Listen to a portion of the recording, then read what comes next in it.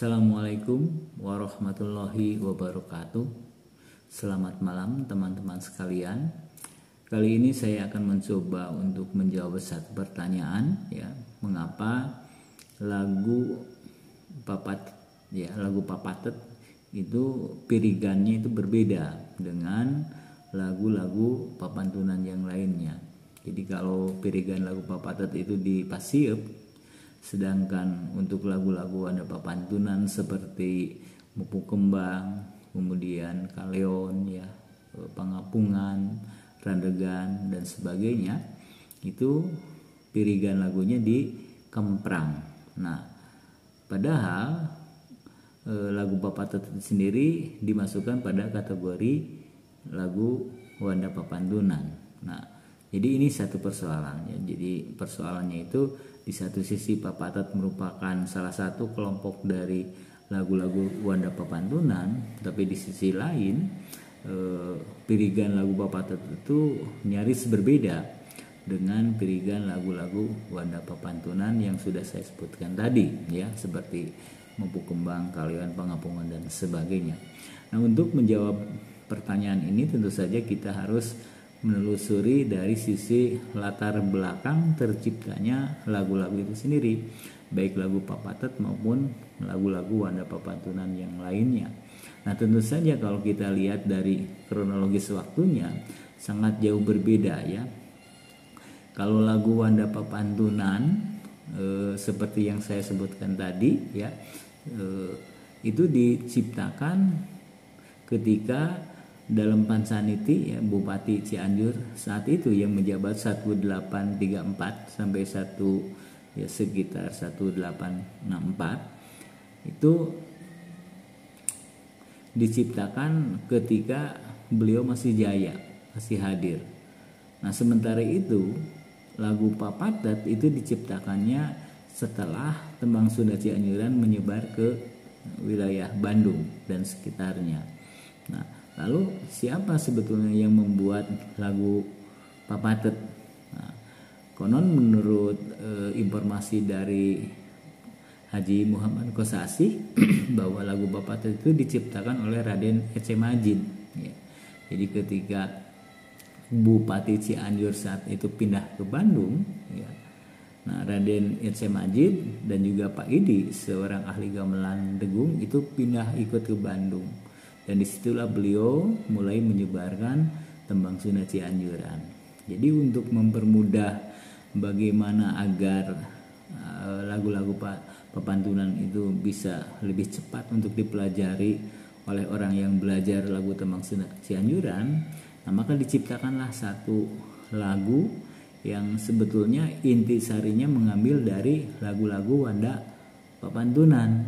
Nah, jadi intisari dari lagu Kaleon seperti apa, dari Mupu Kembang, dari Pangapungan, termasuk juga dari Randegan misalnya, itu diambil. Nah, sari-sari patinya itu dikemas, dijadikan sebuah lagu yang namanya papatet itu sendiri. Maka lagu itu disebut lagu papatet. Nah, papatet itu diambil dari kata patet, ya, tahapan-tahapan, di langkah-langkah. Oleh sebab itu lagu papatet itu judulnya tidak mengambil dari kisah cerita Munding Laya di Kusuma. Nah, karena merupakan tahapan-tahapan sebagai metode pembelajaran lagu, khususnya ketika Raden Ece Majid mengajarkan lagu-lagu papantunan. Nah, yang dimaksud dengan intisari di sini bukan berkait dengan masalah melodi, tapi berkaitan dengan masalah ornamen atau dongkari atau hiasan lagu.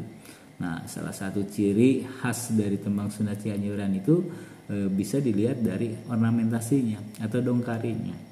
Dan itu yang membuat Tembang Sunda Cianjuran berbeda dengan jenis-jenis tembang yang lainnya, termasuk juga dengan jenis-jenis kawih.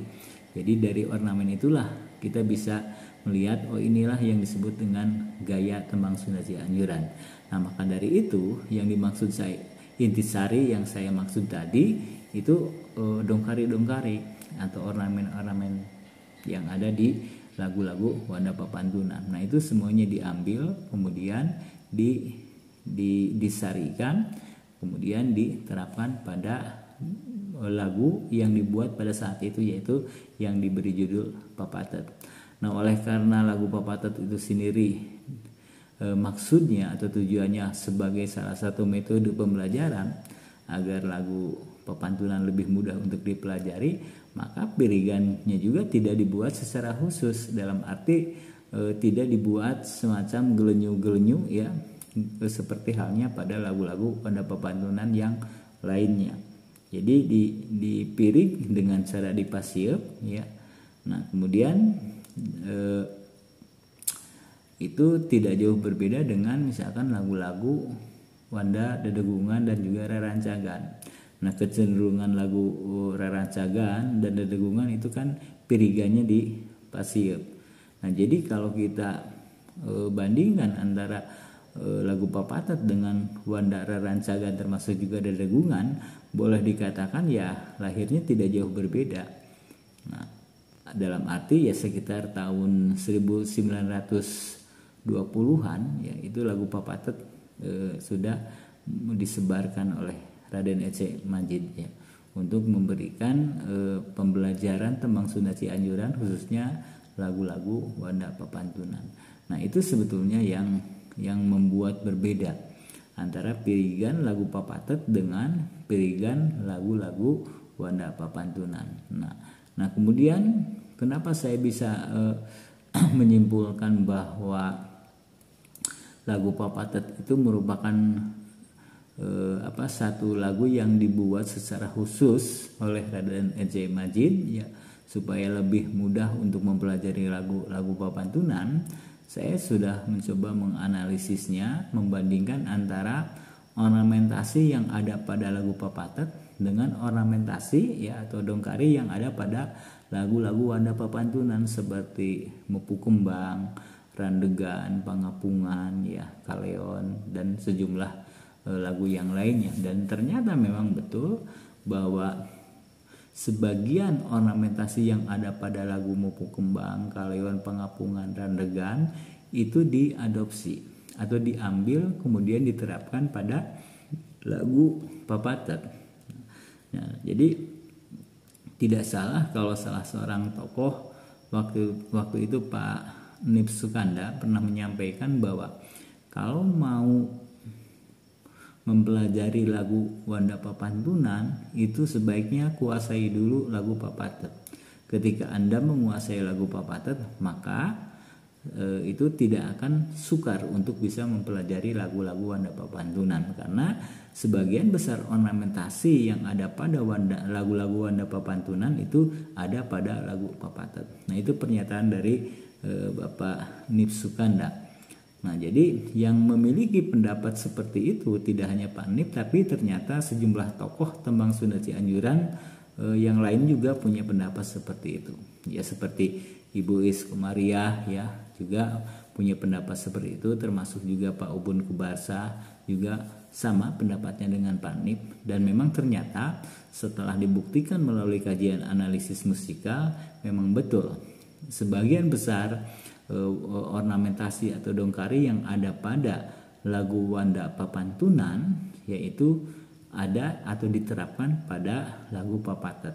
Nah, jadi cukup beralasan juga kalau memang ternyata lagu Papatet itu dipirik dengan cara dipasieup, karena pada saat itu memang tujuannya juga adalah sebagai metode pembelajaran supaya lebih mudah untuk mempelajari lagu-lagu wanda pepantunan yang lainnya itu.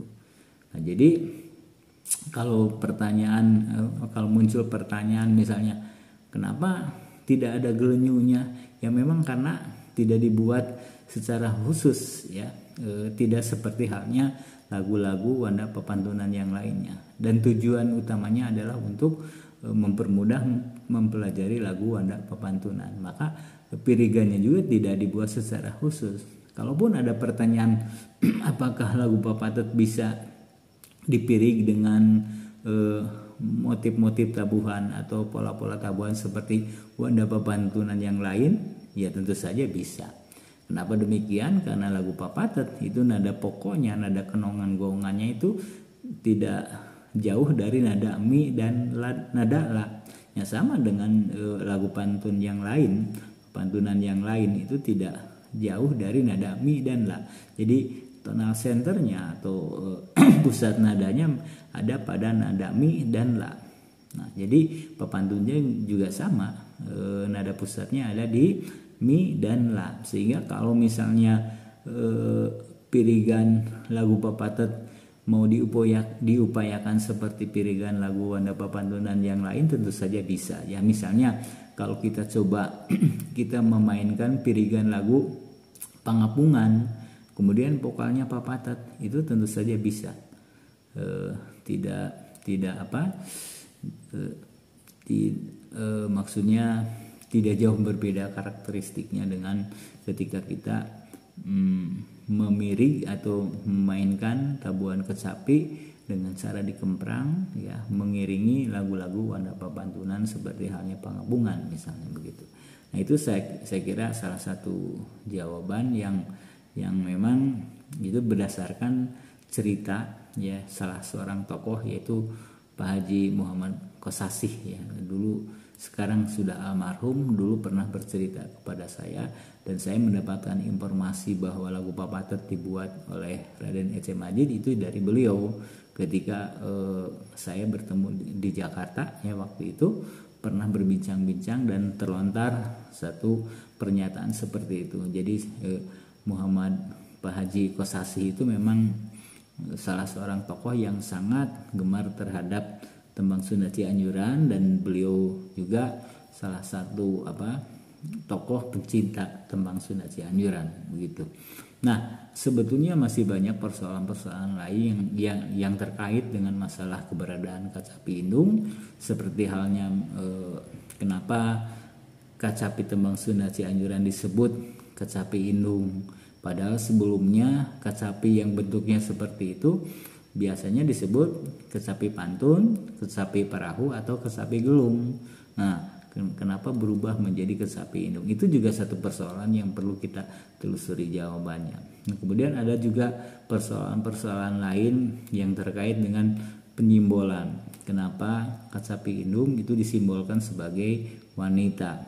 Apa makna dibalik itu? Tentu saja itu perlu saya kaji, perlu saya jawab pada kesempatan berikutnya. Mudah-mudahan informasi ini yang saya sampaikan malam ini cukup bermanfaat sebagai informasi ya, atau bisa juga sebagai pengetahuan khususnya bagi para seniman yang memang berkecimpung dalam bidang tembang Sunda Cianjuran, khususnya sebagai seorang pemain kecapi indung. Saya kira demikian. Wassalamualaikum warahmatullahi wabarakatuh.